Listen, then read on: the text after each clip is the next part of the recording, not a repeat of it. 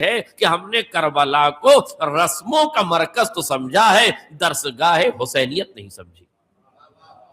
ہم نے کربلا کو درسگاہ نہیں سمجھی، ہم نے کربلا کو رسموں کی آماجگاہ سمجھی ہے۔ مجھے بتاؤ، اگر ہمارے سماج میں، شیعہ سماج میں، اگر ماموں بھانجے کا حق کھا کے بیٹھا ہے تو انہوں محمد کا ماتم کر سکتا ہے؟ اگر چچا بھتیجے کا حق مار کے بیٹھا ہے تو کیا جناب قاسم کا ماتم کر سکتا ہے؟ اگر بھائی بھائی کا حق کھا کے بیٹھا ہے تو کیا اسے عباس کا علم نکالنے کی اجازت ہے؟ اگر میراث سے بہنوں کا حق چھین کے بیٹھے ہو تو کیا زینب کا ماتم کرنے کے سزاوار ہو؟ تم زینب کا ماتم کر سکتے ہو؟ اگر تمہارے اپنے بچوں پہ تم رحم نہیں کر سکتے تو کیا علی اصغر کا ماتم کرنے کا تمہیں حق ہے؟ کہ جوان بیٹا اگر باپ سے بولنے کا سلیقہ نہیں جانتا تو کیا وہ علی اکبر کے نقش قدم پہ چلنے کا دعویٰ کر سکتا ہے؟ بوڑھا باپ اگر جوان بیٹے پہ رحم نہیں کر سکتا تو کیا یہ بوڑھا انسان حسین کا ماتم کر سکتا ہے؟ اس کا مطلب یہ ہے کہ جن رشتوں کا تم ماتم کرتے ہو، حسین نے رشتوں کا ماتم کرنے کے لیے تمہیں نہیں رکھا ہے۔ جس رشتے پہ ماتم کرنا، سماج میں اسی رشتے کو پروان چڑھانا شروع کر دینا، اسی رشتے کو آگے بڑھانا شروع کر دینا۔ ورنہ مجھے حیرت ہے، بھتیجے کا مال کھا کے بیٹھے ہیں، قاسم کی مہندی نکال رہے ہیں، بھانجوں کا مال لوٹ کے بیٹھے ہیں اور محمد کا تابوت نکال رہے ہیں، بھائی کا حق کھا کے بیٹھے ہیں، عباس کا علم بلند کر رہے ہیں، حسین کا حق، باپ کا حق کھا کے بیٹھے ہیں، باپ کو اولڈ ایج ہوم میں ڈال دیا ہے، جوان بیٹے نے باپ سے رابطہ توڑ دیا ہے، حسین کا تابوت نکال رہا ہے، جوان بیٹے کو باپ سے گفتگو کرنا نہیں آتا، علی اکبر کا ماتم کر رہا ہے، چچا کو بھتیجیوں کو چھوڑے ہوئے زمانہ ہو گیا، سکینہ کا ماتم کر رہا ہے، سکینہ کی پیاس کو یاد کر رہا ہے۔ بہنوں کا حق کھا کے زینب کا ماتم نہیں کیا جا سکتا، بھتیجوں کا حق مار کے قاسم کا ماتم نہیں کیا جا سکتا، بھانجوں کا حق غصب کر کے محمد کا ماتم نہیں کیا جا سکتا، بھائی کو اذیت دے کے عباس کا علم نہیں اٹھایا جا سکتا۔ اگر کربلا کے رشتوں کو دل سے لگا رہے ہو تو اپنے سماج کے رشتوں کو بھی آنکھوں سے لگاؤ، تب پتا چلے گا کہ تم نے کربلا سے سیکھا کیا ہے، تب معلوم ہوگا کہ تم نے کربلا سے سیکھا کیا ہے۔ کربلائی سماج کو رائج کرنا یہ ہماری اور آپ کی ذمہ داری ہے۔ اگر ہم نے کربلا کے رشتوں کو سمجھ لیا ہے تو پھر اپنے رشتوں میں اس کی روح آنا چاہیے، اس کا نظریہ آنا چاہیے، اس کی خوشبو ہمارے اندر سے آنا چاہیے۔ یاد رکھیے گا، یہ مثال محسوس ہے مگر یاد رکھنے کے قابل ہے۔ اگر آپ بازار سے پھول لے کر آئیے اور پھولوں کے بعد ایک رومال لیجئے، رومال الگ ہے، پھول الگ ہے، لیکن اس رومال میں آپ پھولوں کو باندھ دیجئے اور رات بھر اس کو عزا خانے میں رکھ دیجئے یا کسی بھی مقام پہ رکھ دیجئے، صبح کو پھول اور خوشبو جدا کر دیجئے، تو آپ مجھے بتائیے اس رومال میں پھول کی خوشبو آ جائے گی کہ نہیں؟ بتائیے آئے گی کہ نہیں؟ آ جائے گی۔ کیا مطلب ہے؟ اس کا مطلب یہ کہ یہ پھول اپنی خوشبو رومال میں چھوڑ دے گا، رومال اس کی خوشبو کو قبول کر لے گا۔ یاد رکھیے گا، یہ جو تذکرہ آل محمد ہے، یہ جو حسین کے تذکرہ ہے، یہ جو حسین کے رشتوں کا گلشن منبر پہ سجایا جا رہا ہے، یہ آپ کے ظرف رومال میں جانے کے بعد اتنا اثر تو ہونا چاہیے کہ مجلس سے جانے کے بعد آپ کے رشتوں میں سدھار پیدا ہو جائے۔ اس کا مطلب یہ ہے کہ ایک پھول تو خوشبو چھوڑ سکتا ہے، کیا ذکر اہل بیت تمہارے قلب کے رومال میں خوشبو نہیں چھوڑ سکتا؟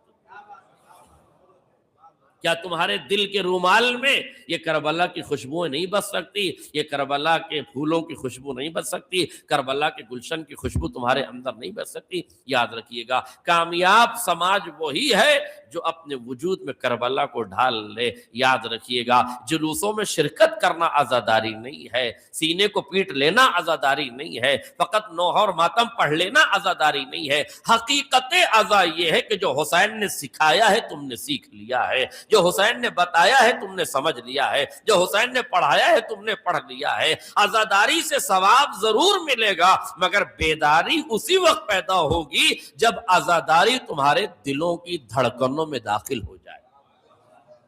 لقلقہ لسانی کا نام عزاداری نہیں ہے، نوک زبان سے یا حسین کہنے کا نام عزاداری نہیں ہے، بلکہ حسین دلوں میں داخل ہونا چاہیے۔ تمہارے سینوں کی دھڑکن میں دھڑکنے والی آواز کو حسین ہونا چاہیے، تمہاری آنکھوں میں بسنے والی روشنی کو حسین ہونا چاہیے، تمہاری آتی ہوئی سانسوں اور آہوں میں حسین بسنا چاہیے۔ اس طرح اگر تم ایک حسینی سماج بنانے پر آمادہ ہو گئے تو پھر شہادتوں کے گلشن کھل جائیں گے، پھر دنیا بھی آباد ہو جائے گی اور آخرت بھی آباد ہو جائے گی۔ امام نے خود یہ فرمایا تھا کہ میں نکل رہا ہوں تاکہ نانا کی امت کی اصلاح کر سکوں۔ حسین کا مقصد کیا تھا؟ انی لم اخرج اشرا ولا بطرا، میں سماج میں شر پھیلانے کے لیے نہیں نکلا ہوں، میں شرارت کرنے کے لیے نہیں نکلا ہوں، میں ظلم کرنے کے لیے نہیں نکل رہا ہوں، میں فساد پیدا کرنے کے نہیں نکل رہا ہوں۔ انما خرجت لطلب الاصلاح فی امت جدی، میں اپنے نانا کی امت کی اصلاح کے لیے نکل رہا ہوں۔ اريد ان امر بالمعروف وانہا عن المنکر، میرا ارادہ یہ ہے کہ میں نیکیوں کا حکم دوں اور برائیوں سے روکوں۔ یہ ہے حسین کے کربلا کا مقصد، یہ ہے حسین کی شہادتوں کا مقصد، یہ ہے حسین کے لاشوں کے اٹھانے کا مقصد، یہ ہے حسین کی پیاس کا مقصد، یہ ہے حسین کے خطبات کا مقصد، یہ ہے حسین کے تکلم کی دہلیز پہ قدم زن ہونے کا مطلب، یہ ہے حسین کے گلے پہ چلتے ہوئے خنجر سے، خنجر چل رہا ہے، لہو کی دھار اٹھ رہی ہے، مگر یہ لہو کی دھار کربلا کے سینے پر ایک احساس لکھ کے جا رہی ہے، اور اس احساس کا نام یہ ہے کہ اگر حسین سے محبت ہے تو مقصد حسین سے بھی محبت ہونا چاہیے۔ اگر حسین سے محبت ہے تو مقصد حسین سے محبت ہونا چاہیے۔ ہمارے سماج میں کربلا رائج ہونا چاہیے، ہمارے رشتوں میں کربلا نظر آنا چاہیے، ہمارے کردار کی چمک میں کربلا کی چمک نظر آنا چاہیے، ہمارے کردار کی خوشبو میں کربلا کی خوشبو کو رچ بس جانا چاہیے۔ اگر ہمارا سماج کربلائی سماج ہے تو پھر یہ شرابی سماج نہیں ہو سکتا۔ اگر ہمارا سماج کربلائی سماج ہے تو یہ چرسی سماج نہیں ہو سکتا۔ اگر ہمارا سماج کربلائی سماج ہے تو یہ افیمچی سماج نہیں ہو سکتا۔ اگر ہمارا سماج کربلائی سماج ہے تو یہ ملنگی سماج نہیں ہو سکتا۔ اگر ہمارا سماج کربلائی سماج ہے تو یہ مراجع کرام کی توہین نہیں کر سکتا۔ اگر ہمارا سماج کربلائی سماج ہے تو یہ فقہاء کرام کی توہین نہیں کر سکتا۔ اگر ہمارا سماج کربلائی سماج ہے تو یہ عالموں کو رسوا نہیں کر سکتا۔ اگر ہمارا سماج کربلائی سماج ہے تو یہ عزاداروں کو ذلیل نہیں کر سکتا۔ اگر ہمارا سماج کربلائی سماج ہے، اور ہمیں ضرورت ہے بنانے کی، ایک کربلائی سماج بنانے کی ضرورت ہے۔ اور کربلائی سماج کب بنے گا؟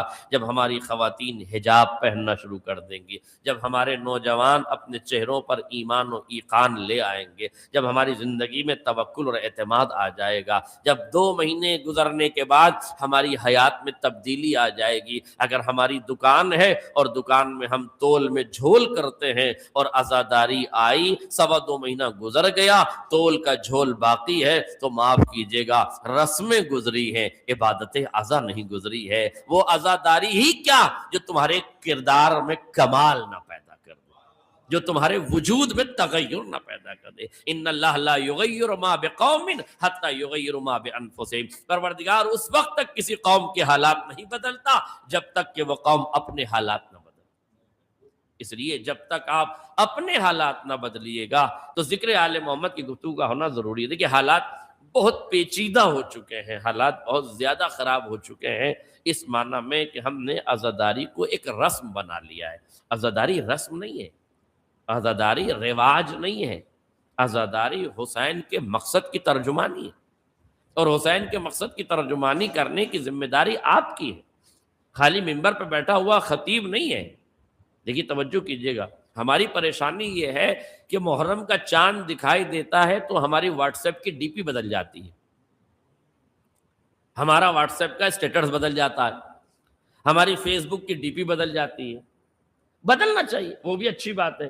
بھئی اب تک آپ نے کسی ہیرو کی تصویر لگائی ہوئی تھی بالی ووڈ یا ہالی ووڈ کے، اب آپ نے وہ تصویر ہٹا کے محرم کی تصویر لگا دی۔ چلیے صاحب کیوں محرم کے لگا دی؟ کہ صاحب محرم آ گیا، آپ نے سیاہ لباس بھی پہن لیا۔ اس کا مطلب یہ ہے کہ آپ نے ڈی پی تبدیل کر کے یہ بتایا ہے کہ موسم بدلا ہے، عزا کا موسم آ گیا ہے، مگر آپ یہ بتائیے کہ اوپر کی ڈی پی بدلنے سے خالی کام چل جائے گا؟ چاند پہ یا حسین لکھا دیکھنے سے کوئی مسئلہ یا کوئی فرق نہیں پڑتا ہے.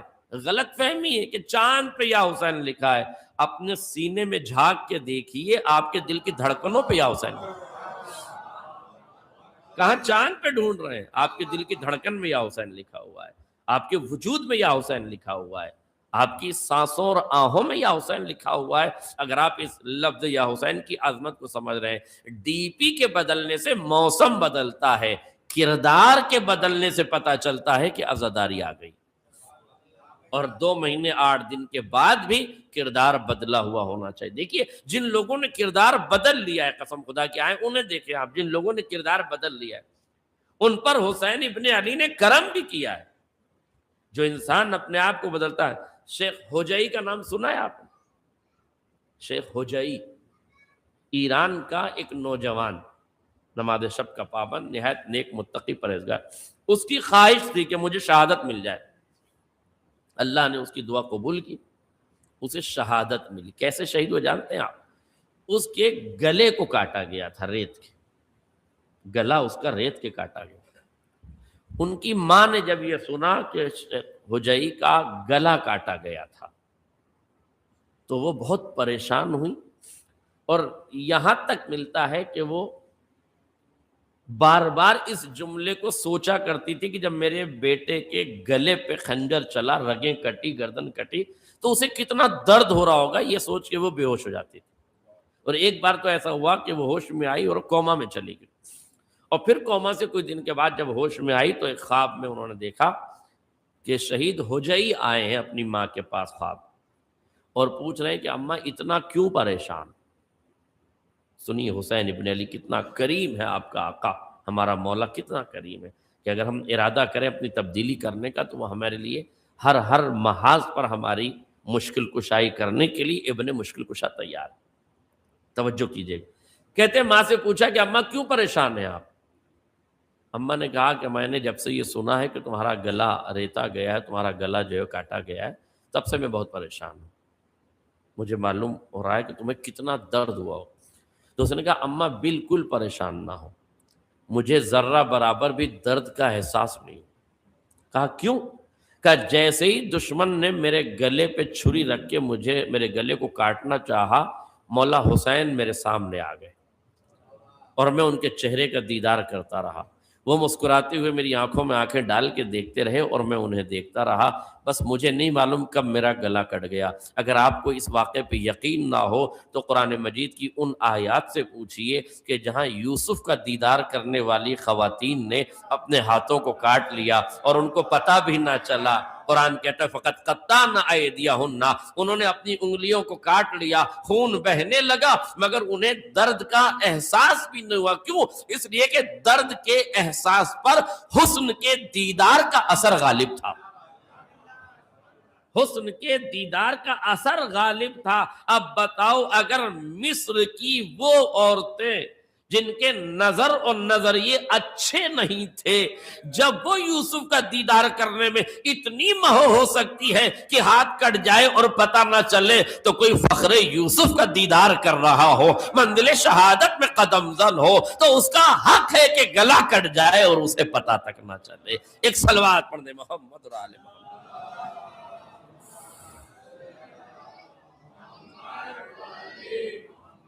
ان شخصیتوں کو پہچانا. محمد والے محمد باواز بلند سلوات.